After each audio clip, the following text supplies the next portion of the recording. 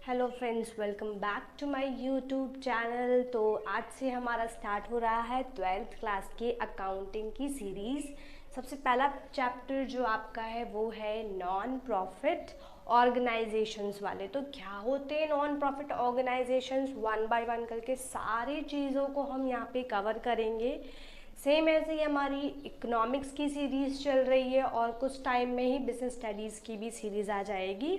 मैं इकोनॉमिक्स की सीरीज़ का जो है लिंक डिस्क्रिप्शन बॉक्स में मेंशन कर दूँगी, आप वहाँ से जाके उन सीरीज़ को प्रेफर कर सकते हो।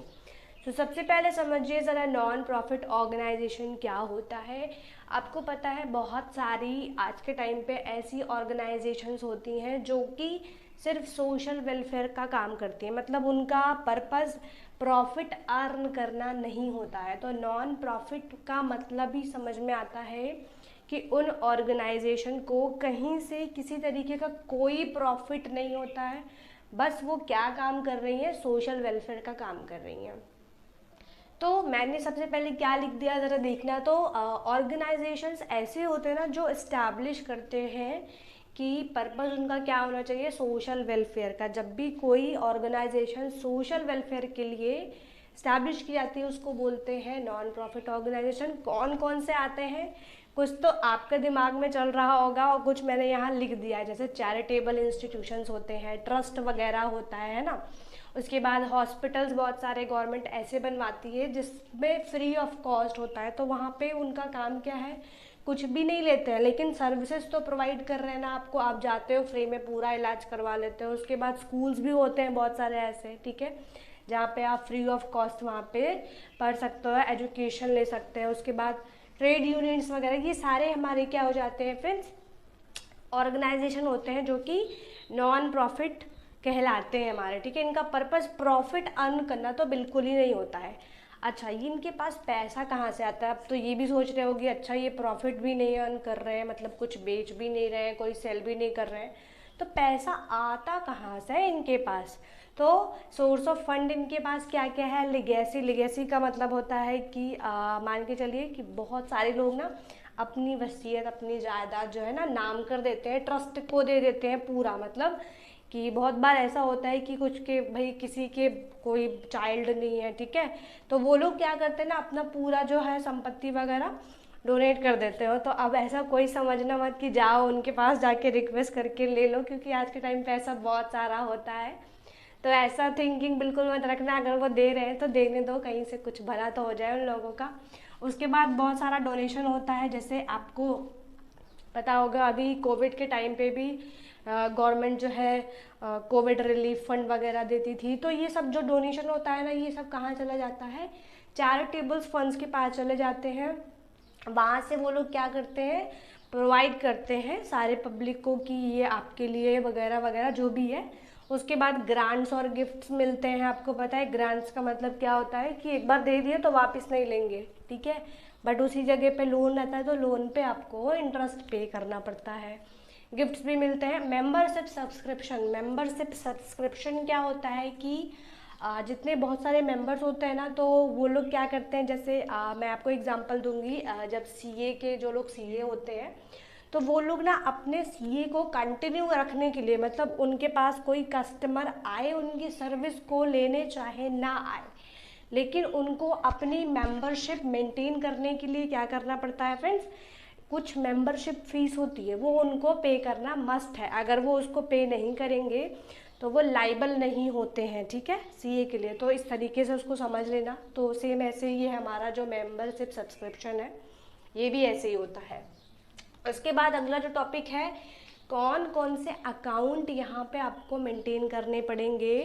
तो 3 अकाउंट्स आपको मेंटेन करने पड़ेंगे फ्रेंड्स। पहला होगा रिसिप्ट एंड पेमेंट अकाउंट, दूसरा होगा इनकम एंड एक्सपेंडिचर अकाउंट, और थर्ड आपका होगा बैलेंस शीट। सबको पता है भाई कि ऑर्गेनाइजेशन है तो बैलेंस शीट तो बनानी पड़ेगी। अब ये जो बैलेंस शीट कौन बनवाता है, तो ये बैलेंस शीट गवर्नमेंट जो है बोलती है इन कंपनीज को कि आपको बैलेंस शीट बनाना, या मतलब फाइनेंशियल स्टेटमेंट बनाना ज़रूरी है, ताकि हमें पता चले कि कितनी इनकम हो रही है आपकी, आप कितने एक्सपेंडिचर्स कर रहे हो, ठीक है। ये सारी चीज़ों के लिए, इसीलिए इनको बोला जाता है क्या कि आपको 3 अकाउंट बनाने पड़ेंगे। यहाँ पे कोई प्रॉफिट एंड लॉस अकाउंट नहीं होता है, ट्रेडिंग अकाउंट नहीं होता। यहाँ पे कौन कौन से अकाउंट होते हैं मैंने आपको बता दिए, receipt and payment account, income expenditure account, balance sheet, ये 3 अकाउंट यहाँ पे बनते हैं फ्रेंड्स। उसके बाद अगला जो टॉपिक आएगा ना वो आपका रहेगा main most important, numerical based रहेगा। अब वो जो न्यूमेरिकल बेस्ड है, रिसिप्ट एंड पेमेंट अकाउंट आपको दिया हुआ होगा, ठीक है। तो इसकी तो आपको टेंशन बिल्कुल ही नहीं लेनी है, एक टेंशन आपकी माइंड से कम हो गया, ठीक है। तो ये जो माइंड मैंने बनाया इसमें क्रॉस इसलिए लगाया कि आपके ये दिमाग से छोटा सा तो बोझ उतर गया कि अरे वाह हमको ये तो बनाना नहीं है। अब बनाना क्या क्या है, आपको बनाना पड़ेगा इनकम एंड एक्सपेंडिचर अकाउंट और balance sheet. Income and expenditure account और ये जो बैलेंस शीट आप बनाओगे ये इसी बेसिस पे बनाओगे, मतलब आपको रिसिप्ट एंड पेमेंट अकाउंट दिया होगा, मतलब आपको थाली में एक खाना मिल गया है, बाकी सारे खाने आपको पका पका के उसमें रखने हैं। तो चलो ठीक है, हमको एक तो मिल गया, थोड़ा सा तो हमको हेल्प हो गया यहाँ पे, ठीक है। तो एक आपको मिल गया है, लेकिन इसमें भी बहुत ज़्यादा झोल झाल है फ्रेंड्स। तो आपको हर एक चीज़ को ध्यान से समझना होगा, हर एक चीज़ को फाइंड आउट करना होगा, ठीक है। तो थोड़ा सा कॉन्सेंट्रेट होके सुनना, क्योंकि यहाँ से आपको मार्क्स मिल जाएंगे और आपको पता है बोर्ड एग्ज़ाम बहुत पास में है। तो कोई लापरवाही तो बिल्कुल ही मत करो, पढ़ लो सीरियस होके, ठीक है। पूरी लाइफ इसी पर डिपेंड होती है। उसके बाद करना मौज जितना करना है। उसके बाद अब मैं बताऊंगी यहाँ पे आउटफ्लो और इनफ्लो के बारे में क्या होता है।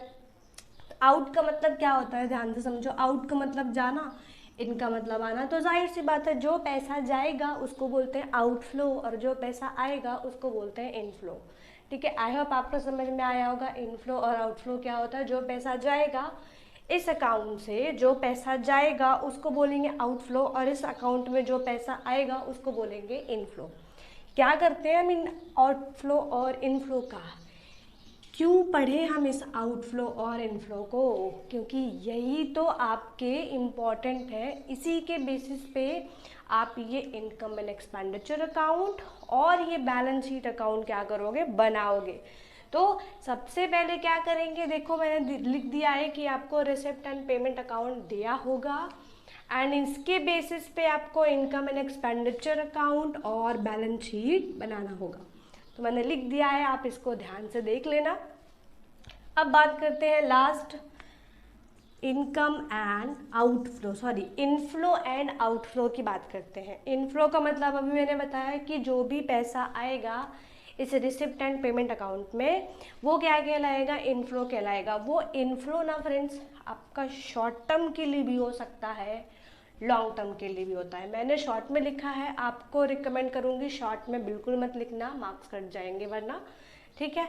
आउटफ्लो का मतलब होता है, आउटफ्लो भी शॉर्ट टर्म और लॉन्ग टर्म दोनों में होगा, ठीक है।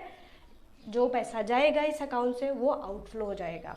अब ये जो शॉर्ट टर्म और लॉन्ग टर्म लिखा है कि कैसे पता चलेगा हमको कि ये जो इनफ्लो आया ना ये शॉर्ट टर्म नेचर का है और ये वाला जो इनफ्लो आया ये लॉन्ग टर्म नेचर का है। तो थोड़ा सा कॉन्सेंट्रेट होके इसको सुनना, क्योंकि इसके बाद आपको क्या करना पड़ेगा, एडजस्टमेंट को फाइंड आउट करना पड़ेगा इसी के बेसिस पे, और पूरी एंट्री आपको यहाँ पे लिखनी पड़ेगी, ठीक है। शॉर्ट टर्म में मैंने क्या लिखा है, इनकम। मान के चलो कि ये जो इनफ्लो हो रहा है, मतलब ये जो आपका अकाउंट है, ठीक, इसमें आपको क्या हो रही है, इनकम हो रही है। और आपको मैंने बोला कि जब भी आपको इनकम होगी ना, मतलब आपको मान लो मेंबरशिप किसी ने सब्सक्रिप्शन लिया, मतलब कोई सीए ने क्या कर दिया, वो अलग कॉन्सेप्ट चलेगा आपका कि किसी ने, कोई जो क्लब का मेंबर है, ठीक है, ये क्लब डांस वाला क्लब नहीं है फ्रेंड्स, ट्रस्ट की बात कर रही हूँ मैं यहाँ पे, जहाँ पे कि सोशल वेलफेयर वाला काम होता है, ठीक है। तो जब भी यहाँ पे क्या करते हैं, वो जो मेंबर्स होते हैं वो सब्सक्रिप्शन लेते हैं तो कुछ इनकम देंगे, जाहिर सी बात है, वो मेंबरशिप फीस देंगे। तो वो जो मेंबरशिप फीस उन्होंने प्रोवाइड की वो शॉर्ट टर्म के लिए होती है, इसलिए हम उसको बोल देते हैं क्या है कि वो हमको थोड़ी इनकम हो गई। अब आपको पता है कि जब ये होता है, मेंबर्स सब्सक्रिप्शन लेते हैं तो बस एक ही टाइम पीरियड नहीं होता है, ये पूरा ईयर तक चलते रहेंगे। मतलब कोई भी मेंबर आए जाए, कभी भी आए जाए, तो जाहिर सी बात है रेगुलर इनकम हो जाती है। तो इनकी ये कौन सी होती है, रेगुलर इनकम होती है। इसीलिए हम इसको बोलते हैं कि ये शॉर्ट टर्म के लिए होती है। और ये कहाँ आपका चला जाएगा, इनकम एंड एक्सपेंडिचर अकाउंट में आप इसको क्या कर दोगे, मेंशन कर दोगे। उसके बाद बात करते हैं लॉन्ग टर्म की। लॉन्ग टर्म में आपको क्या क्या है, अच्छा जो मैंने कहा ये जो लीगेसी वगैरह है ना, जो संपत्ति अपनी पूरी दे देते हैं, तो ये लॉन्ग टर्म नेचर के लिए हो जाएगी, जाहिर सी बात है। तो इन्होंने जब दिया ना, वो डोनेशन दिया, जब यहाँ पे इन्फ्लो आया, मतलब अभी क्या हुआ, ये इन्फ्लो आया मतलब आपने क्या दिया, ये जो मेंबर्स थे इन्होंने क्या दिया, इन्होंने कुछ यहाँ पे अमाउंट को डोनेट किया। और उसके बाद ना ये जो आपका लॉन्ग टर्म नेचर का रहेगा, ये डिफाइन कर देते हैं कि ये जनरल पर्पस के लिए है कि स्पेसिफिक। ध्यान देना, यहाँ पे दो पर्पस ये लोग डिफाइन भी कर देते हैं कि हम जो ये पैसा दे रहे हैं ये किसी भी काम के लिए यूज़ कर सकते हो अगर, तो वो आ जाएगा आपका जनरल पर्पस में, ठीक है। तो ये क्या हो जाएंगे, लाइबल हो जाते हैं उस इनकम के लिए, ठीक है। जो इनको इनफ्लो आया है यहाँ पे रिसिप्ट एंड पेमेंट अकाउंट में, जो लीगेसी वगैरह दी गई है या फिर जो डोनेशन दिया गया है, वो इनके लिए क्या हो जाती है, अब ये लाइबल हो जाते हैं ना, लाइबिलिटी है कि अब इनको हाँ इस चीज़ के लिए करना पड़ेगा, ठीक है। तो वो कहाँ आ जाता है, इनका बैलेंस शीट में। अगर इन्होंने कह दिया कि भाई ये जो मैं पैसा दे रहा हूँ इसको बस कंस्ट्रक्शन के लिए ही यूज़ करना है, तो उस केस में क्या आ जाता है, स्पेसिफिक हो जाता है। तो ये भी क्या हो जाएगा, ये लाइबल हो जाएंगे ना, ये ट्रस्ट वाले आपके जो है क्लब वगैरह और हॉस्पिटल्स वगैरह, तो ये लाइबल हो जाते हैं उस केस में कि अब मैं ये जो अमाउंट है इसको जो खर्च करूँगा वो मैं एक स्पेसिफिक के लिए, मुझे बता दिया गया मैन्युफैक्चरिंग में, तो मैं बस मैन्युफैक्चरिंग में ही खर्च करूँगा। तो आई होप आपको इनफ्लो तो समझ में आ ही गया होगा। आउटफ्लो जस्ट इसी का उल्टा है, देखते हैं एक बार। शॉर्ट टर्म और लॉन्ग टर्म दोनों केसेस यहाँ पे सेम रहेंगे। अब मैंने कहा ना, जो एक्सपेंस करोगे आप, जो खर्चे करोगे शॉर्ट टर्म नेचर के, शॉर्ट टर्म नेचर का मतलब है कि मान लो कोई स्कूल है, कोई हॉस्पिटल है, तो जाहिर सी बात है वहाँ पे आपने किचन्स में कुछ महाराज वगैरह रखे होंगे, उनको सैलरी वेजेस देते हो, ये आपके लिए खर्चा हो गया ना, ठीक है। उसके बाद वहाँ पे जो सब्जी वगैरह लाते हो तो ये आपके लिए एक्सपेंस हो जाता है, तो ये आप कहाँ पे मेंशन कर दोगे, इनकम एंड एक्सपेंडिचर अकाउंट में मेंशन कर देते हैं। उसके बाद जो लॉन्ग टर्म के आउटफ्लो होते हैं, मतलब आप भी तो कुछ लॉन्ग टर्म नेचर का दोगे, तो वो जो लॉन्ग टर्म नेचर का आप प्रोवाइड करते हो, लेट सपोज आपने कोई चीज़ सेल आउट कर दी, कोई एसेट बेच दी, ठीक है, तो वो जो एसेट आपका रहेगा लॉन्ग टर्म नेचर का हो जाता है लॉन्ग टर्म नेचर में, और ये कहाँ आपका चला जाएगा, बैलेंस शीट में चला जाएगा। तो आई होप ये सारा आपको समझ में आया होगा। ये दोनों पॉइंट्स फिर से वीडियो को पीछे करके देख लेना ताकि पूरा कॉन्सेप्ट समझ में आ गए। इसके बाद हमारा न्यूमेरिकल स्टार्ट हो जाएगा। वीडियो अगर अच्छा लगा हो लाइक कमेंट सब्सक्राइब ज़रूर करिएगा, और आने वाली नोटिफिकेशंस अगर चाहिए तो सब्सक्राइब करने के बाद बेल आइकन भी प्लीज़ प्रेस कर दीजिएगा, और कमेंट सेक्शन में मेंशन करके बताइएगा ये वीडियो कैसे लगा आपको। मिलते हैं फिर नए लेक्चर में, तब तक के लिए बाय बाय।